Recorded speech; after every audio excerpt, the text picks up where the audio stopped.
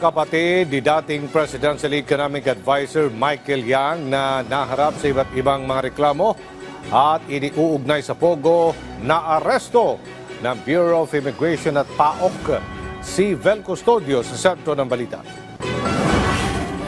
We have a mission order issued by the Commissioner of Immigration for your case here for being undesirable alien and for misrepresentation. You're under arrest. You have the right to remain silent.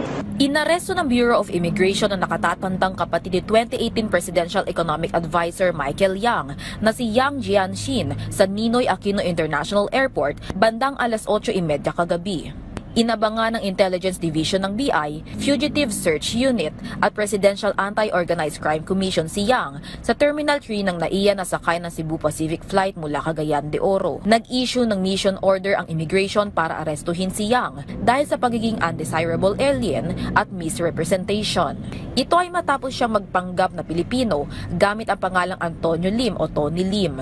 He's pretending to be a Filipino, but unfortunately we have the documents na siya po ay isang pure na Chinese. Kapatid siya ni Michael Yang, saka ni Ho Jingyang. Kung mapapatunayang guilty si Yang, nakatakda siyang i-deport at isama sa blacklist. Base pa sa PAOK, gumamit din si Tony Lim ng Peking Security and Exchange Commission Certification para sa Philippine Sanjia Steel Corporation kung saan siya ay presidente. May mga reklamo rin na kinakaharap ang korporasyon kaugnay ng non-remittance ng SSS, PhilHealth at pag-ibig ng mga Pilipinong empleyado.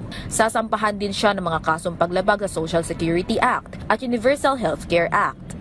Kung babalikan, may kaugnayan ng pangalan ng magkakapatid na Yang sa mga iligal na pogo sa bansa. Nauna nang sinabi ni Congressman Fernandez na may posibilidad na ginagamit bilang pogo operation site ang Steel Corporation sa Cagayan de Oro. Habang nadawit naman ang pangalan ng kapatid niya na si former Presidential Economic Advisor Michael Yang o Yang Hongming sa 3.6 billion pesos worth drug bust sa Pampanga noong nakaraang taon. We will be inviting him over here sa next hearing, probably on Wednesday, para at least to ask him why he was able to put up a corporation, yung Sanjia Steel Corporation, and being a Chinese national, no? At yung mga nasa incorporators niya pa Chinese din. Nakatakda ring questionin kung paano sila nakakabili ng mga lote at nakakapagpatayo ng port sa Cagayan de Oro City. Nasa kusdiya na ng PAOK si Jianxin o Tony Lim habang patuloy ang investigasyon. Vel Custodio para sa Pambansang TV sa Bagong Pilipinas.